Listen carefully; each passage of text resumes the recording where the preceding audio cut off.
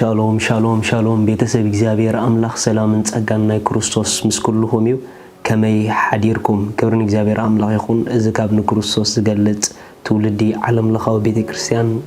ዝፍኖ ናይ መዓልታዊ ቃል መደብና አብናትና ዩቲዩብ ሰብስክራይብ ላይክ እንዳገበርኩም ኣብታ ደወል ድማ ክሊክ እንዳገበርኩም ኩሉ ግዜ ንጎንጎ ክመጽኩም ኽእሊ ማለት ንጎንጎ ሰዓት 6 ስለ ድወርድ ክብርን እግዚአብሔር አምላክ ይኹን لما أنت خلفولكم زدلي ملأخت نزم على تزخون قال إجزابير بنجر كله نسناينا دقافينا يسبليو إجزابير بنجر كله نسناينا دقافينا هاليلويا كابت حدا أبيوت أزينا كنت بعز جبرنا كابت حدا أبيوت ولا زي دحن كمتس كله دحن كم زخون كن أمن زجبنا إد أملاقنا كابت حيال فوروز التلعلة نسناينا كل جزء دقافينا يا أملاقنا هاليلويا مصحف رومي معرف شو منت تقصي إسرائيل شو منت نتومنا أملاك زفكرو كم مخرون التتوعو جنا كل نسناي كم زدقفهم نفلتنا نتوم كلام زفلتهم نسو نبزحات أحواسي بخرم انتي كخون مثل ودو كمسلو كأدم مدبهم نتوم كأدم زمدبهم نعاتاتهم كأتصوعهم نتوم زتصوعهم نعوم دما أتصدقهم نتوم زتصدقهم نعاتاتهم ون أخبرهم يبل إجزابير أملاك سم يبارخ بتعم زجرم يزغالزي كابت حدا زجرم نجورو انتاي تدعي لكموني أبزك على حواري خزارب كله حدا نجر نفلتنا يلو انتاينا نفلت زبلو زول حواري حدا يفلطوتو دما بنجر كله اجزابير نسناينا كم زدقفنا بقى اذا نجر اذا نفلتنا الى حواري رئيكم أحوات إذا فلتات إذا أوشتنا أنت رأتيو كابت حدا بعرفتن بعوتن زنبرنا حكينا فلتاتنا مصحف قدس إجزابير بكل نجر نسناينا دقافينا يسبليو هاليلويا እግዚአብሔር አምላክ ስሙ ይባረክ በብዙሕ ነገራት ክንሐልፍ ንኽእሊና በብዙሕ ዘይምጭ ጉዳያት ክንሐልፍ ንኽእሊና ብዙሕ ዘይተጸበናዮ ነገር ኣብ ህይወትና ከጓንፍ ይኽእል ኸውን ነገር ግን ኣብቲ ደሓን ዝኾነን ኣብቲ ደሓን ዘይኮነን ጉዳያት እግዚአብሔር ኣብኡ ንሰናይኪ ንሰናይካ ንሰናይ ደጋፊና እዩ እግዚአብሔር ሓንቲ ጥራሕ ቢዝነሱ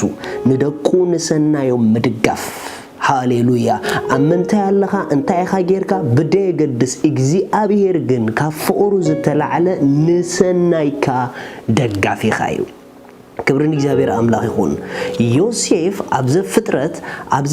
يوسف أحواته هندبت نبارنت كشطوه خلو أبتسوم نبارنت شطولو جيزيه بعينتنا خنرئي خلنا كم سبك تحسبه خلها كبير قداي مخنيات حوام زا أكل أحلفهم نابكفو أتسبات كشطوه خلو مالتيو أتزقرموكم نقرقن أبتي يوسف زتشطولو إيد إجزابير نسنا يمسو حلفا من بارايو لك أن يوسف مش شطوه أبتستشطولو سفرا ناب صبق موتاخ عندنا خشيت እግዚአብሔር عدل كفيتلو ناب بوتيفار خشيت عدل كفيتلو واي تتباله حجون እግዚአብሔር نسنايو مس يوسف نيرو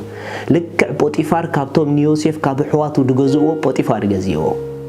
ريحوات أبت دحان زي اللي زمسل كنتات إجزابير ندحان كمي كم سرح ريوه بوتيفار مسجوزو دما أبت بوتيفار زجزولون زتو سرح دما إيد إجزابير كحجون يوسف كتخبره نسنا يمسيانيرا متحف قدس زفترة كم زبلك على اللهم بقولكم يسكر زفترة سلاسان شعتن يوسف كأ ناب جبتي أوردوه بوتيفار بعلمو الفرعون حلقة زبعنياتات زنبرة قبطاو سبعي دما كاب إيد اتوم نابو زوردو اسماعيلاويان تشايتو رأيو نيوسف قالوا الصفاتهم قزي امو غيرون كاب حواتو اكزيابير جن كابتوم زغزو دحان زخونا نيوسف نابناتو ديستين كابتحو زخيل كالق سب كم زغزو غيرون دغنا واي تتبهاله إيد املاح حجون نيوسف دغافيتي انسنايو እግዚአብሔር ሙሴ ዮሴፍ ነበረሞ ንሱ እዩ ዝቀንዐሉ ሰብ አይኮነ አቤት እትግብጻዊ ጎይቱ ድማ ነበረ ጎይቱ ኻ እግዚአብሔር ሙሱ ከም ዘሎ ንሱ ዝገበሮ ኩሉ እግዚአብሔር ኣብ ኢዱ ከም ዘቃንዐሉ ረአየ ዮሴፍ ከዓ ኣብ ቅድሚኡ መጎስ ረኸበ የገልግሎውን ነበረ አዛዝ ቤቱ ከዓ ገበሮ ዘለዎ ኩሉ ከዓ ኣብ ኢዱ ሃቦ ኮነ ከዓ ኣብ ቤቱን ኣብ ኩሉ ጥሪቱን ካብ ዝሾሞ ጊዜ ጀሚሩ እግዚአብሔር ምእንቲ ዮሴፍ ኢሉ ንቤት እቲ ግብጻዊ ባረኻ ኣብ ቤትን ኣብ መሮርን ኣብ ዝነበረ ኩሉ ጥሪቱ በረኸት እግዚአብሔር ነበረ so amazing ريخم እግዚአብሔር ኒዮሴፍ ንኸኽብር ኣብቲ ዝተሸጠሉ ስፍራ ኒዮሴፍ ዘኽብር ስራሕ ሰሪሑ ኣምላኽ ኒዮሴፍ ሞጎስ ሂብዎ ኣብ ቅድሚ ዝገዝኦ ኣብ ቅድሚ ጶጢፋር ናይ ጶጢፋር ነገር ቅድሚ ኣብ ኢድ ዮሴፍ ምእታው ከምቲ ዝዓቢ ክዓቢ ዝግብኦ ኣይዓብን ነይሩ ዮሴፍ ነትናቱ ነገር ምስ ሓዞ ግን ክብልጽግ ጀሚሩ ክዓቢ ጀሚሩ ክስስነሉ ጀሚሩ ዋይ ተተባሃለ ኢድ ኣምላኽ ሕጂውን ኒዮሴፍ ንሰናዩ ደጋፊት ይራ ኣብ ቅድሚ ጶጢፋር ድማ ዮሴፍ ሞጎስ ረኺቡ እዚ ሰብ እዚ የድልየኒ ኢሉ ጶጢፋር ስለዚ ዮሴፍ አዛዙ ኩላ ቤቱ ገይሮ እንደገና ዮሴፍ አዛዙ ኩላ ቤቱ ምስኮነ መሬት ደሓናሎ እንዳበለ ለጶጢፋር ሰበይቱ ዮሴፍ ስለዚ ደለየቶ እሱ ግና አምላኽ ዝፈርሕ ሰብአይ ስለዚ ነበረ ምስ አበያ ክዳኑ ጎቲታ ስለዘትረፈቶም ሱ በክዳኑ ጌራ ዘይ ሓሰቦን ዘይ መደቦን ሃንደበታው ሓደጋ ሃንደበታው ክስምጽያትሉ ከዕምጻ ከምዝ ደለየ ጌራ እንደገና ዮሴፍ መሬት ደሓናሎ እንዳበለ ናብ ጥልቀት አትየሞ ናብ እስር ቤት ተወሪሩ ረእይ ሕዋት ሓደ ጊዜ ከና እንዳበልኩም ነገር ተኻናዊኑ እንዳበልኩም ጉዳይ ጽቡቅ በጽሕለይ እንዳበልኩም ዘይደሓን ድምጽታት ሰሚዕኩም ትኾኑ ባዘይብል ድምጽታት ትርኢ ትኾኑ ሕጁን እግዚአብሔር ንሰናይኩም ምሳኹም ይትመልሲ ጽቡቅ ከይደ ነረ ነገር ይወርዳሉ ትብል ተሁሉ ትኸውን ጽቡቅ ከይደ ነረ ዘይ ሓሰብኮ ነገር አጋጢሙን ትብል ትኾኒ ካብ ዝገርመኩም ኣብቲ ዘይ ሓሰብኩም አጋጢሙና ትብሉ ዘለኹም ኣብኡ ንኽብረትኩም ኢድ ኣምላኽ ምሳኹም ያ ዮሴፍ ናብ እስር ቤት ምእታው ናብ ፈርዖን ዘብጽሕዎ ሰባት ኣብ እስር ቤት ሓሊፎም ስለዝነበሩ እዮም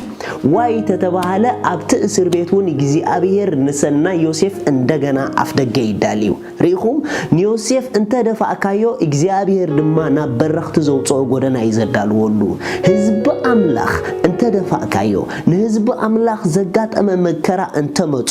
ኣብቲ ዘይደሓን ደሓን ዝገብር ኣምላኹ ምስ እዩ ስለዚ ሎም ሕዋተይ ረእዩ ዮሴፍ ኣብ እስር ቤት ምእታው ናብቲ ዝለዓለ ፈርዖን ዝገዝአሉ ስፍራ ናብኡ ዘእትውዎ ሰባት የማው ጸኒሕሞ ምስኦም ብምርኻቡ ድማ ዕድል ረኺቡ በቲ ዝረኸቦ ዕድል ድማ ኣብ ቅድሚ ፈርዖን ንኽቐርብ ኣፍ ደገ ተኸፊቱሉ ረእዩ ኣብቲ ጊዜቲ ዮሴፍ ከምዚ ሓሰበ ኾውን ይኽእል እዩ ጽቡቕ ዘይተሓስቡሉ ጉዳያት ክህልወኩም ይኽእል እዩ ኣብቲ ጽቡቕ ዘይተሓስቡሉ ግን እግዚአብሔር ንጽቡቕኩም ዘቐመጦ መንገዲ ኣሎ ኣብቲ ደሓን ኣይኮነን ትብሎ እግዚአብሔር ንደሓን ክዘቐመጦ መንገዲ ኣሎ ኣብቲ ጉዳይ ኣብቂዕ ትብሎ እግዚአብሔር እንደገና ንጉዳይክ ናብ ክብሪ ዘእቱ መንገዲ ኣዳሊል ኩሎ ዮሴፍ ናፍቲ ናይ መጨረሻ ናይ ክብሩ መንገዲ ኣብ እስር ቤት ይረኺብዎ ሪኢኹም ኣሕዋት ሃሌሉያ ኣብ ቅድሚ ፈርዖን ምስ ቀረበ ድማ ከምዚ ዝበለ ጥበበኛ ሰብኣይ ኣበይ ክንረክብ ኢና ኢሉ ፈርዖን ስለዚ ኣዛዙ ኩላ ግብጽ ገይርዎ ሪኢኹም ኣብ ምድሪ ስደቱ ኢድ እግዚአብሔር ንሰናዩ ምስኡ ነራ ኣሕዋት ርግጸኛታት ኮኑ ኣብ ኩሉ ጉዕዞና ኢድ እግዚአብሔር ንሰናይና ደጋፊት ነያ ዘይደሓን እንተመጸ ንደሓን ክትገብረልና ዘይጽቡቕ እንተመጣ ኣብቲ ዘይጽቡቕ ዝበለጸ ነገር ኣእቲልና ኣሎ ማርዶካይ ኣብ መጽሓፍ ኣስቴር ድምጽ ሞት ይሰሚዑ ክትመውት ኢኻ ጽባሕ ተባሂሉ ኣብ ሱዛን ከቢድ ሓዘን ይቆይኑ እግዚአብሔር ግን ኣብ ማእከል ተከቢድ ሓዘን ከቢድ ሓጎሳ ቆሚጥሎም ነይሩ ንማርዶካይ ናብ ንግስነት ዘእትዎ ኣፍ ደገ ይሰርሐሉ ነይሩ ማርዶካይ እዚ ኩሉ ሻቅሎት ክሓልፍ ከሎ ኢድ እግዚአብሔር ብዘይረአ መንገዲ ንኽብረቱ ትሰርሕ ነይራ ሎሚ መልእኽቲ ለኒ ባዶነት ዝረአየኩም ዘሎ ሰባት መከራ መመሊሱ ይበዝሐና ኣሎ ትብሉ ዘለኹም ሰባት ግድ የብልኩም እታ ዘይትረአ ኢድ ኣምላኽ ንማርዶካይ ንዮሴፍ ዘኽበረት ሕጂውን ንዓይን ንዓኻን ናብ ክብሪ ናብ ዝበለጸ ስፍራ ንኸተብጽሐና ንሰናይና ትሰርሓላ ስለዚ ሎሚ ርግጸኛ ኹኑ እዚ ፍልጠት ኣብ ልብኹም ይሃልኹም ኢድ ኣምላኽኩም ንሰናይኩም ደጋፊትኩም ያ ኢድ ኣምላኽካ ንሰናይካ ደጋፊትካ ነገር ኩሉ ካብ ኣምላኽካ ዝተለዓለ ሰናይ ሻሎም